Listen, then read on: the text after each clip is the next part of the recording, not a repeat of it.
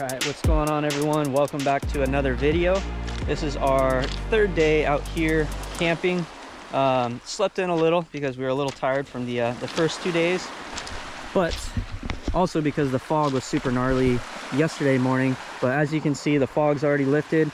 Just some low clouds, so plenty of visibility. The plan today is to go hit some rockfish spots on our way home. So we're gonna load the boat. Got the stern anchor here, got the paddle board, got Enzo eating, but we're just gonna pack all our stuff up, make a couple of trips back and forth on the paddle board out to the boat, and then shoot out and try to catch some of that deep water rockfish before the end of the year. So hopefully we can find some new spots and some big fish to take home. Stay tuned, should be a fun one. I just woke up. Yeah, I know, I popped right out of bed. I'm like, let's go, it's time to go catch some fish. But I can start taking some of this stuff back on the paddle board here. What I also like to do, so I anchored out there in probably like 12 feet of water. We had some pretty gnarly tide swings. It was just after a full moon, so the tide line was actually coming all the way up to here and then dropping out to like, I think it was like a negative like 1.2 foot. So and coming up to like 6 foot. So obviously you want to anchor deeper than that, like 7-8 foot depth, just to be safe in case there's any rocks or anything out there. So anchored in like 11-12 feet. But what I can do now is I will take a load out there and I'll loosen the bow anchor and just pull a little tighter on the stern anchor here, so I'll get that boat sitting nice and close. That way it's easier to go back and forth. But I'm gonna head out there and do that now. Bye, beach. We'll see you next time.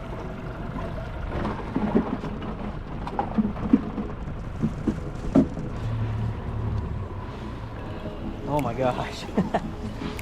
All right, well, on our way out to the rockfish spot, came across this pod of, what, buddy?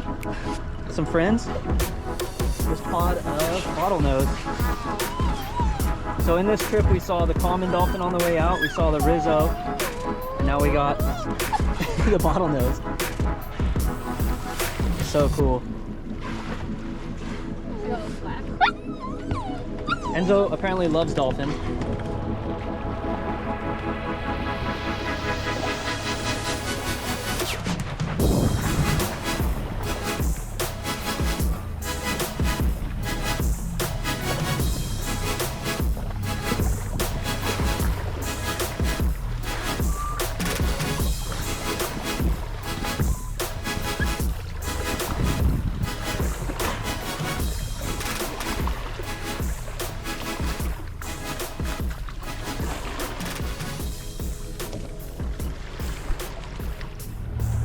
This is Rachel's first time using an electric reel, so I just kind of gave her the rundown on how I like to, you know, feel bottom, and I set the hook with the electric reel, go full speed, and then kind of back off on it on the way up, because again, you don't want to come up full speed, because if you hook a big fish, it can break your line, and or as they start coming up too fast, they spin, so it's easier for them to spin off the hook. So we'll see how she does. I just rigged her up. While she drops down, I'm gonna rig mine up, but we have shrimp and some squid as her bait. Unfortunately, our sardines died overnight. They lived great. They were great quality sardines. It's just, I think my bait pump sucked up some grass. So unfortunately, when I came to the boat this morning, the lobster was still alive, but the sardines were dead. So we have no live bait, but we should be able to make it work. We're just gonna drift over this first spot here and see how it goes. Hey everyone, sorry to pull you away from the video. I just wanted to take a second to let you know that my full-time job is as a loan officer. So if you are interested in buying a home or just have any questions in general about how to qualify for a home loan, whether that's this year, next year, or just down the line, just so you're ready and prepared when you do decide to buy a home, please let me know. I'd love to help you out. You can leave me a comment down below, or you can shoot me an email at fluentmortgage@gmail.com, and I can get you set up with my work contact information and answer any questions you have, run some scenarios for you, kind of give you the gist of where the rates would be for all the different products that you could qualify for. It can be an overwhelming process if you've never done it before, so it definitely helps having someone to talk to and get you on the right track when you're ready to pull the trigger and get into a home. That being said, if you already currently own a home and you're looking at buying an investment property, a second home, doing a refinance, cash out, any of that stuff we can help you out with. So please let me know. Stay tuned for the rest of the video. Heavy weight. Bonk. Oh my god. All right, Rachel's first drop.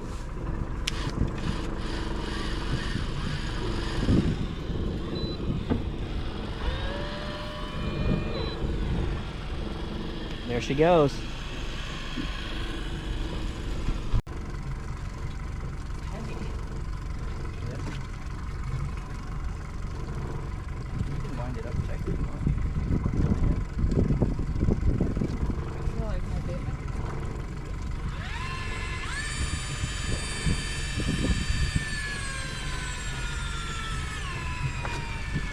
That's how she did it.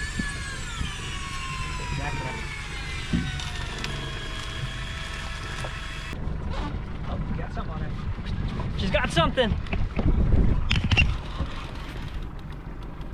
All right. Little baby. A green stripe. That's a nice green stripe, though. Have I ever caught one of those? I don't think so. Oh, there you go. Another first for this trip. That was on the squid. Nothing touched the shrimp. Right there. That'll keep. Yeah? Yeah. Cool. Little green stripe. These are actually freaking delicious. They don't get very big, but they are really good eating. So, Cool. all right. First rockfish on the electric reel. All right. A little easier than Fan. turning the handle, huh? Yeah. All right, I just got mine rigged up, so I'm gonna put some bait on and we're gonna reset the drift and hopefully just upgrade from here.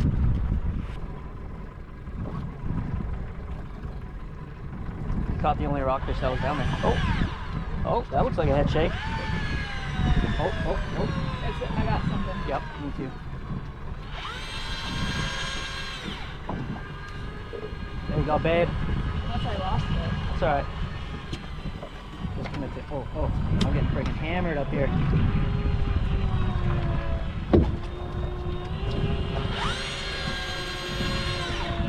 So excited. It's like, what could it be? Yeah. Yours has got some weight on it. I think. You might want to move. Yeah. So Rachel's looks like it's still on there. Just winding it up nice and slow. I got bit too, but I got greedy and dropped it back down, and I think he came off the hook. So I should have just committed to the one. I mean, it's an electric reel anyways. You just push a button. Yeah. But we just switched spots, and that was the first drift over that new spot. So I marked it, and we're gonna set back up on it once we see what we got on here.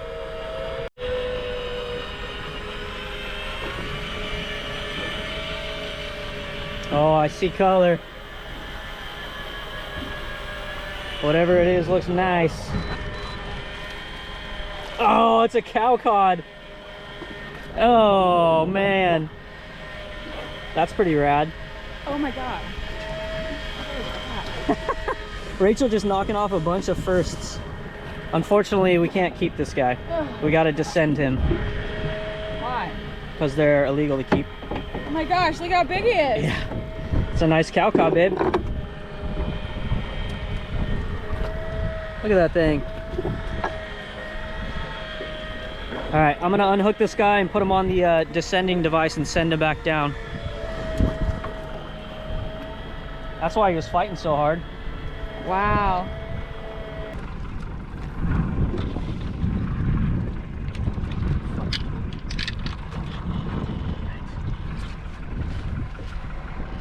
And down he goes. So with the new regulations, you do have to keep a descending device on board for this exact reason. They did open up obviously the deeper waters for us, but you are going to run into cow cod. I've never caught a yellow eye down here, but you are going to run into them occasionally. So having that descending device, sending them back down helps keep the he's already shaking his head to get off. It's like he's only down 80 feet and I can feel him head shaking. But yeah, I haven't done any like research into what the actual like scientists say as far as like the survivability of descending devices. I wonder if they have like some sort of like barometric like chamber that they put them in. I actually ran tests on them, but supposedly their survival rate's pretty solid if you descend them. So that's more like it. That's the one that we want. Oh, come here, buddy. Nice red. Oh yeah. Sick. Nice, beautiful red. That's going in the bag. 2 per person on these guys, so if we get one or two more that size, I mean, we're good to go. Golden. Awesome. Whew, that wind is getting freaking chilly. We're not going to give it that much longer because no, because we still have to cross the channel and get home and then tow the boat all the way home. We're hoping to get 1 or 2 more nice reds just to make some delicious food once we get home. But we do have the wind behind us going home, so that's something to look forward to. Turn the boat the right way. We just reset on that same drift as close as I could get to it with this wind. And I don't think I mentioned it earlier, but I did have a failure on my trolling motor. I've had that thing for probably like 8 years, but it started leaking some grease out of the top, so there's probably some water intrusion. So normally I'd be spot locking on this spot, but unfortunately without a trolling motor we have to resort to drifting. Well, unfortunately whatever bit Rachel's dropped, that last one, came off on the way up, so doing one last drop here. Hopefully can stick a fish. If not, we're gonna shoot back across the channel. Try to get home at a decent hour and not get soaked on the whole ride home.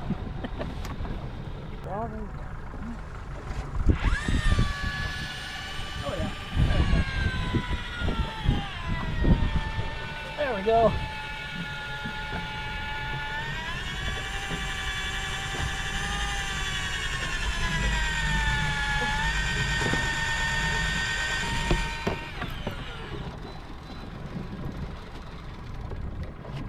Woo, there we go.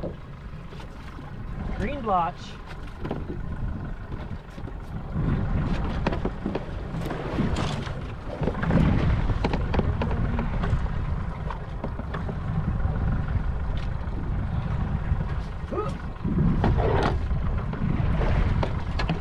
Nice green blotch. Perfect size rockfish to cap it off. Look at that one, babe. There we go. Green stripe and green blotch. Yeah, we got a green stripe, we got a red and a green blotch. Christmas. Not bad for what, the 5 drops that we did. Yeah. Also, what I noticed, throw that guy in the bag. What I noticed is I was putting these little pieces of shrimp. Those are the ones that kept getting bit. Even though there's squid on here,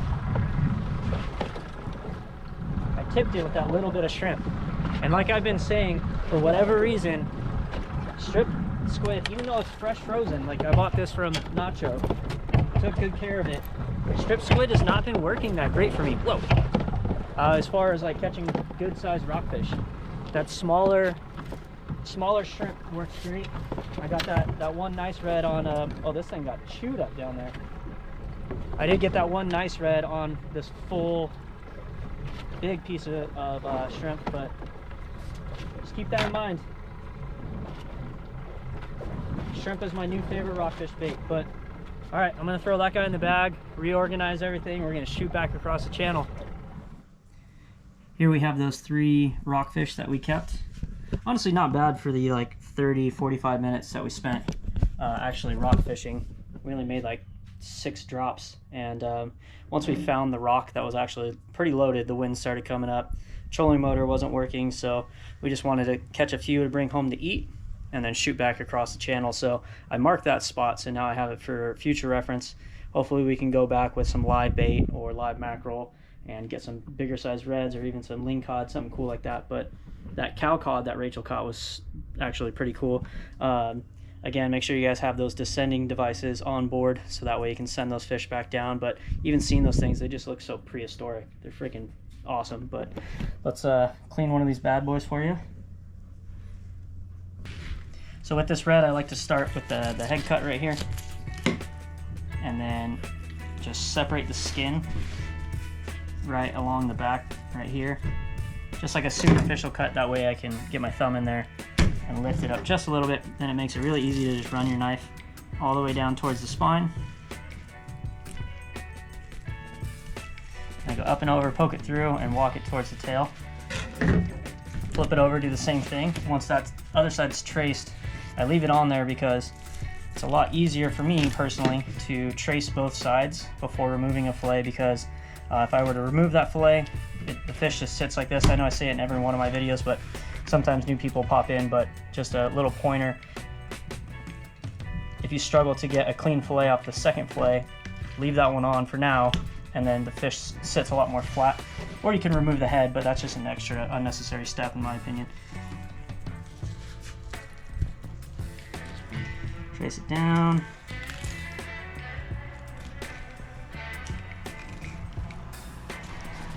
Over, walk it down. So now both sides are traced. Now I just take that knife, break those pin bones, rib bones. Look at that. Absolutely perfect fillet. Leave the skin attached at the tail because it gives you something to hold on to when you go to skin it. So let's remove the rib, belly portion here.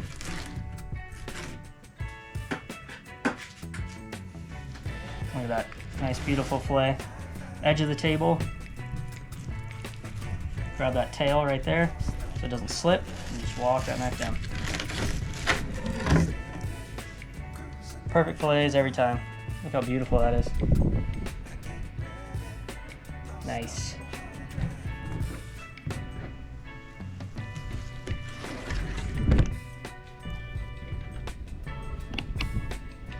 Same thing with the other side. The only thing you have to watch out for, again, this is something I say in every single one of my videos, but just a reminder, those spines on the back right here are pointing towards your knuckles. So just make sure your knuckles are clear of those when you go to break those rib bones, because you don't want to just jam your knuckle into those spines.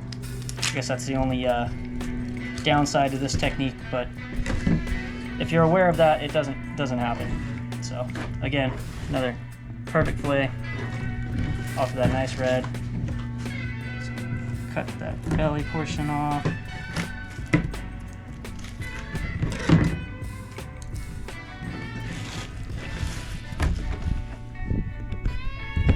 Oh, edge of the table.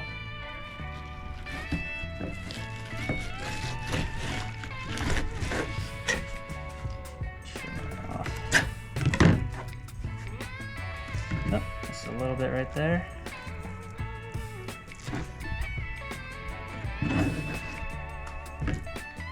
Another beautiful red fillet. Back in the kitchen today, I just wanted to make a quick little lunch with that rockfish, and then I also have some asparagus and some mushrooms that I just quartered up. Here is that small little rockfish that Rachel got, a little green stripe. I did vacuum seal and freeze that fish, and sometimes when I marinate it, I'll actually just cut it out of the vacuum seal pack, put it in here still frozen, and then add the marinade and let it just kind of thaw out in the fridge overnight. Or in this case, I just left it on the counter for, I don't know, probably like an hour and a half. So that marinade is just soy sauce, this Mr. Yoshida's marinade. It's kind of like a teriyaki, I guess, and then some salt and pepper. But I'm gonna pull those out and then get them covered in some sesame seeds and just do kind of like a sesame seed crusted rockfish rice bowl. Those little fillets. Just gonna do one last check for pin bones. The marinade smells delicious.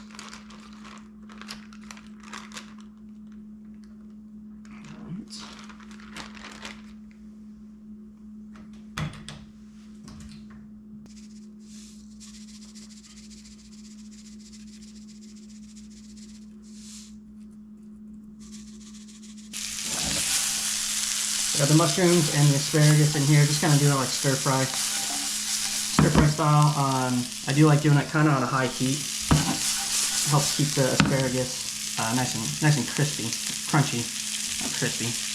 Don't like soggy asparagus, but these little fillets should not take very long at all to cook. So just letting this oil come to temperature, you're gonna throw them in there.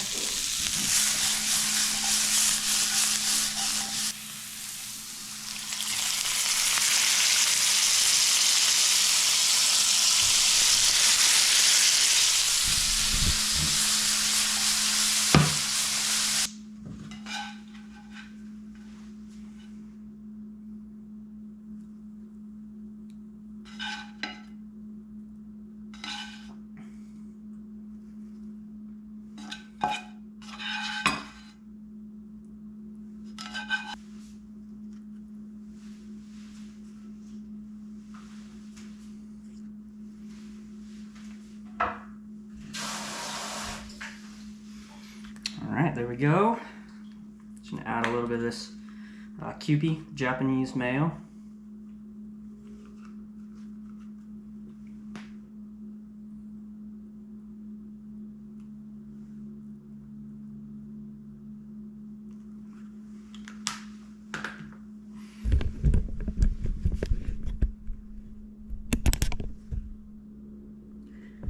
There you have a nice, quick, delicious little lunch.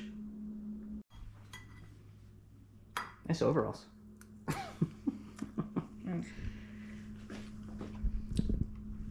little corduroy. Tasty? Yeah. It